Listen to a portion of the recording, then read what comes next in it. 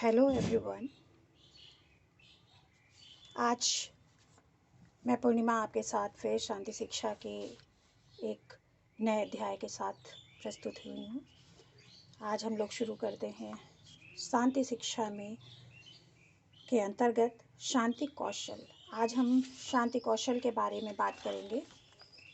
आज का हमारा टॉपिक है प्रशिक्षुओं के भीतर उन सामाजिक कौशलों और अभिरुचियों का पोषण जो दूसरों के साथ सामंजस्यपूर्ण जीवन जीने के लिए आवश्यक है, विकसित करना। उसे हम कैसे विकसित करते हैं और शांति कौशल है क्या? तो आइए हम जानते हैं सबसे पहले शांति कौशल क्या है। यानी पीस स्किल। किसी भी प्रकार के कार्य करने को हम कौशल कहते हैं। जब हम किसी कार्य को करते हैं तो हमें क्रिया के ज्ञान और कौशल की आवश्यकता होती है। हम कोई भी कार्य करते हैं उसके लिए हमें उसका के बारे में पता भी होना चाहिए और किस तरीके से उसे बेहतर किया जा सकता है उस कौशल को भी मालूम होना चाहिए। यह योग्यता शारीरिक व मानसिक दोनों प्रकार की है। शारीरिक और मानसिक इसलिए होनी चाहिए कि अगर आपको कोई गेम खेलना है तो उसके लिए आपको फिज़िकली बहुत ज़्यादा एनर्जी चाहिए, फिट होना चाहिए। और अगर आपको मानसिक कार्य करना है, जैसे कि आपको कोई इंजीनियरिंग वर्क करना है, तो उसके लिए आपको मानसिक रूप से तैयार होना पड़ेगा। शांति बनाए रखने के लिए भी कौशलों की आवश्यकता होती है। चूँकि हम यहाँ शांति शिक्षा के अंतर्गत की बात कर रहे हैं तो हमें शांति बनाए रखने के लिए भी कौशलों की आवश्यकता होती है, जिन्हें शांति कौशल कहा जाता है, जो व्यक्ति की शांति शिक्षा के लिए अनिवार्य है। अब शांति कौशल यानी पीस स्किल के बारे में हम बात करते हैं तो सबसे पहला टॉपिक उसके अंतर्गत आता है संप्रेषण कौशल या संचार कौशल, जिसे हम कम्युनिकेशन स्किल कहते हैं। इसके नाम से जैसे कि पता चल रहा है कि कम्युनिकेशन क्या है। कम्युनिकेशन जिसके अंतर्गत प्रस्तुतिकरण, सक्रिय श्रवण, मूक संप्रेषण, संचार कौशल और समझौता कौशल, ये सारी चीज़ें आती हैं। प्रस्तुतिकरण क्या है? हम अपनी बात को किसी के सामने किस तरीके से प्रस्तुत करते हैं, प्रकट करते हैं, हमारे बोलने का तरीका क्या है, हमारे शब्द क्या हैं, जो सामने वाले को समझ में भी आ जाए और उसके दिल तक वो चीज़ पहुंच जाए। सक्रिय कौशल, सक्रिय श्रवण। सक्रिय श्रवण यानी हमारे में जब एक बोलने का कौशल भी होना चाहिए और सुनने की क्षमता भी होनी चाहिए। अगर हम सामने वाली बात को पूरी तरीके से नहीं सुनते हैं तो वहाँ शांति स्थापित नहीं की जा सकती है। इसलिए हमें उसकी सारी बातों को सुनने का भी कौशल होना चाहिए। मूक संप्रेषण। मूक संप्रेषण में आप किसी भी बात को, ज़रूरी नहीं है कि हम उसको बोल के जवाब दें। बहुत बार ऐसा होता है कि हम शांति, मूक मीन्स शांत रहना, शांति से भी हम उस चीज़ के बारे में हल निकाल लेते हैं। संचार का कौशल। संचार यानी हम एक दूसरे तक, दूर तक अपनी बात को कैसे पहुंचा सकते हैं।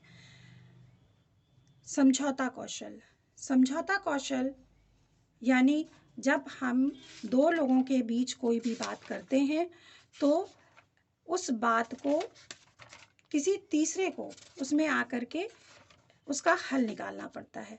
यहाँ पर तीसरे व्यक्ति की आवश्यकता होती है जो कि दो लोगों की बात को सुन करके उसका हल निकाल पाए। ये ऐसी स्किल ऐसी स्थितियाँ छोटे रूप में भी आ सकती हैं, यानी कि घर में भी आती हैं और बड़े स्केल पे भी आती हैं, जहाँ देश की और विश्व की बात आती है। वहाँ पे समझौता वार्ता आपने बहुत बार सुनी होगी कि उसका प्रयोग करना पड़ता है। नेक्स्ट हम आते हैं समस्या समाधान कौशल यानी प्रॉब्लम सॉल्विंग स्किल। इसके अंतर्गत विचार विमर्श, समीक्षा, सामूहिक अभिव्यक्ति, ब्रेन स्टॉर्मिंग। अब समस्या समाधान कौशल जो है, व्यक्ति के जीवन में समस्याएं कभी ना कभी तो आती ही हैं। ये व्यक्तिगत भी होती हैं, सामूहिक भी होती हैं, किसी भी रूप में समस्या हमारे सामने आती है। प्रशिक्षुओं को इस चीज़ का ध्यान रखना है कि जब भी समस्या आए तो उसको किस तरीके से हम निपटारा कर लें, उसको कैसे हम जल्दी से उसका समाधान कर दें। सामूहिक समस्याओं का समाधान हिंसा या लड़ाई झगड़े से सुलझाना प्रभावपूर्ण नहीं होता है। जब भी कभी किसी चीज़ के लड़ाई झगड़े से किसी समस्या का हल निकलता है तो वो समस्याएं बार बार पैदा होती हैं और हमेशा के लिए उनका कोई सल्यूशन नहीं निकलता है। इसलिए किसी भी समस्या का सल्यूशन तभी पावरफुल होता है या ज़्यादा टाइम के लिए इफ़ेक्टिव होता है जबकि हम उसको विचार विमर्श के साथ सोचते हैं और करते हैं, तभी हम उसका कोई विकल्प निकाल पाते हैं। समीक्षा, जब कोई समस्या है तो हम उसकी कमियों के बारे में, उसमें क्या क्या चीज़ें हैं उसके बारे में ढूंढेंगे, बात करेंगे, समीक्षा करेंगे, तब उसका समाधान निकलता है। सामूहिक अभिव्यक्ति क्या है और ब्रेनस्टॉर्मिंग क्या है, सभी के बारे में, सभी लोग जितने भी लोग हैं उनसे हमको उस विषय पे बात करनी चाहिए। अगर किसी बड़ी समस्या का हल है तो उनके मेन लोगों से बात करके किसी समस्या का हल निकालना है, और हम किसी के भी दिमाग में जो चीज़ें चल रही हैं उनके बारे में भी बात करके उस समस्या का हल निकालना, ये समस्या समाधान कौशल के अंतर्गत आता है। नेक्स्ट हमारा टॉपिक है मध्यस्थता करने का कौशल।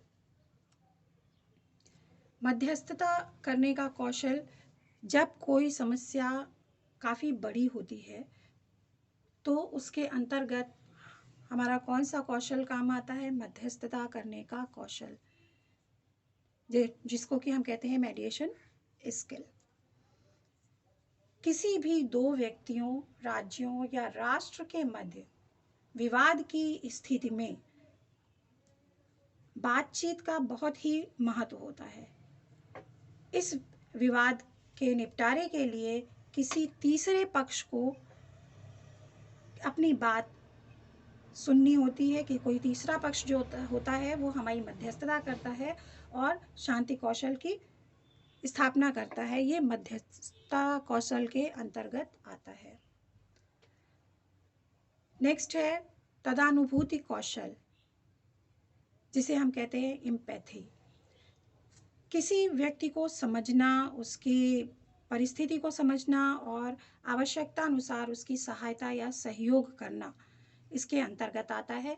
इस कौशल के द्वारा दूसरों की समस्या का समाधान करते हुए शांति का वातावरण बनाए रखना होता है।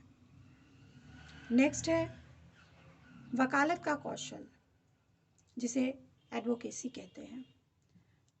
वकालत का कौशल, इसके अंतर्गत शांति बनाए रखने के लिए कभी कभी लोगों को समझाने बुझाने, अपना प्रभाव डालने व उन्हें प्रेरित करने की आवश्यकता होती है। जैसे कि कभी एग्जाम्पल के तौर पे कोई वकील जो है अपने पक्ष को प्रस्तुत करने के लिए कई दलीलें रखता है, प्रमाण प्रस्तुत करता है, और इसके बाद उसका प्रभाव जज पर पड़ता है और जज उसका निष्कर्ष निकालते हैं। इस तरीके से शांति स्थापित करते हैं। नेक्स्ट है व्यक्तिक कौशल या आंतरिक नियंत्रण का क्षेत्र को बढ़ाने का कौशल। इसके अंतर्गत व्यक्ति के आत्म नियंत्रण को बढ़ाने के लिए आत्म लक्ष्य निर्धारित करना, स्व मूल्यांकन करना, समय समय पर अपने लक्ष्य की जांच करना, ये कौशल इसके अंतर्गत आता है। अब स्वयं का मूल्यांकन करना, इससे हमारा तात्पर्य क्या है व्यक्ति स्वयं का मूल्यांकन कैसे करेगा? जब कोई कठिन परिस्थिति आती है, उस समय आप अपने दिमाग को शांत रख करके किस तरीके से उस समस्या का समाधान करते हैं, तब आपको पता चलता है कि हाँ, व्यक्ति अपने ऊपर कैसे मूल्यांकन करता है। उसमें स्वजागरूकता होनी चाहिए, अपनी शक्तियों और कमियों को भी समझता है जब कोई परिस्थिति आती है। इस चीज़ का आकलन भी स्वयं व्यक्ति को खुद करना पड़ता है और उस कौशल के अंतर्गत, व्यक्ति कौशल के अंतर्गत आता है, जिसको ही आगे आपको बढ़ाना होता है और शांति के लिए अपने आप को तैयार करना होता है। नेक्स्ट है तनाव प्रबंधन का कौशल, यानी टेंशन मैनेजमेंट। इसके अंतर्गत शांति के प्रयास में व्यक्ति के जीवन में दुश्चिंता, क्रोध, विषाद, हानि, अपशब्द आदि परिस्थितियां आती रहती हैं जो तनाव उत्पन्न करती हैं, जिनका प्रभाव लोगों पर उचित नहीं होता। वे तनाव से दूर रहना चाहते हैं। इसके लिए समय का उचित प्रबंध, शीतलीकरण, सोच, स्थिति का विश्लेषण करके निर्णय लेने की समझ, कल्पनाशीलता की आवश्यकता होती है। इसके एग्जाम्पल के तौर पर मैं आप लोगों से कहना चाहूँगी, जितना बड़ा आपके पास पद होगा, जितनी बड़ी जिम्मेदारियां होंगी, उतना आपके पास तनाव होगा और वो तनाव का प्रबंध आपको कैसे करना है। आप सपोज आप एक डीएम हैं और आपके पास सबकी समस्याएं आ रही हैं, उन समस्याओं को आपको सुलझाना है और खुद भी शांत रहना है और जनता को भी शांत रखना है। ये कौशल तनाव प्रबंधन का कौशल, ये बहुत इम्पॉर्टेंट कौशल है जो कि शांति शिक्षा के अंतर्गत सिखाया जाता है। ये इस पेपर को मैं सभी प्रशिक्षुओं से कहना चाहूँगी कि शांति शिक्षा जो है, इससे आपके बहुत से पेपर में इससे क्वेश्चंस आते हैं। जितने भी आप एग्ज़ाम देते हैं, टेट हुआ, सीटेट हुआ या और भी आप जो एग्ज़ाम देते हैं, उनमें इससे बहुत से क्वेश्चंस आते हैं। इसलिए इस पेपर को आप बहुत अच्छे से पढ़ें। मैं अगले टॉपिक के साथ नेक्स्ट वीडियो में आपसे मुलाकात करूँगी।